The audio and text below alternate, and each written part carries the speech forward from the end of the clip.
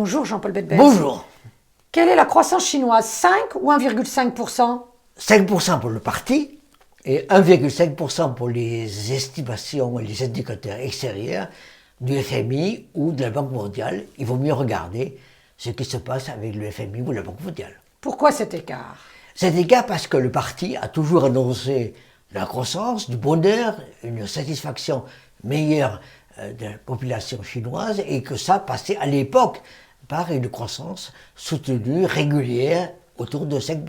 Mais la population vieillit. Et ça, c'est ça la nouveauté. C'est qu'il y a une population qui vieillit, il y a même une diminution de la population, ça veut dire qu'il y a plus de gens qui quittent l'emploi et qui sont en retraite. Et ça, c'était pas prévu. Et non financé. Pas prévu et non financé, et c'est ça que, d'une certaine manière, les Chinois ont prévu et financé pendant longtemps, en épargnant beaucoup pour acheter un logement, en se disant qu'avec ça, ils auraient un supplément de revenus et un supplément de patrimoine quand ils vendraient. Alors qu'il y a une bulle. Alors qu'il y a une bulle, tout simplement parce que on a construit beaucoup et trop par rapport à une population qui n'est plus là.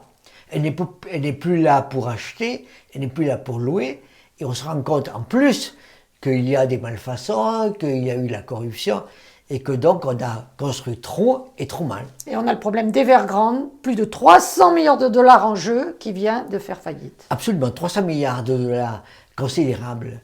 C'est la plus grande faillite au monde dans l'immobilier, à savoir effectivement le cumul entre des erreurs, entre la corruption, et aujourd'hui on demandera aux banques locales, on demandera aux autorités locales, on demandera aux entreprises publiques locales de construire et de finir les logements qui n'ont pas été achevés. On ne peut pas cacher cette réalité. On ne peut pas le cacher, et on voit bien aujourd'hui à quel point, les prix baissent, donc ça veut dire que depuis plusieurs mois, il y a une déflation, c'est bien la preuve qu'il y a moins de croissance et d'activité.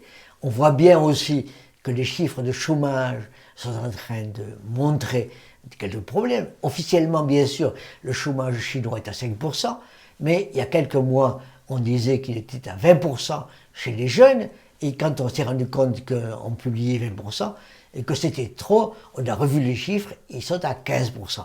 Mais 15% par rapport au chiffre officiel à 5%, c'est quand même beaucoup. Et le yuan? Et le yuan nécessairement baisse dans cette situation-là. Autrement dit, on voit bien à quel point la situation est moins favorable qu'avant. Quel soutien vont-ils apporter? Eh bien, normalement, on dirait, tiens, il faut faire du déficit budgétaire, il faut faire du soutien budgétaire, il faut faire du soutien économique, mais quand vous dites que la croissance est à 5%, vous ne pouvez pas. Et de certaine manière, le président Xi ne veut pas faire trop, ne veut pas lancer trop de déficit budgétaire, ne veut pas lancer trop de crédit, trop de dettes. Il veut être très modéré et très lent. On n'est pas aux États-Unis. On n'est pas aux États-Unis. Le yuan n'est pas le dollar. Le yuan n'est pas le dollar et tous les Chinois le savent, mais ils attendent. Merci Jean-Paul Bedbez. Je vous invite à vous abonner, je vous invite à liker, je vous invite à en parler, je vous invite à faire des commentaires. Donc, je vous invite. Merci.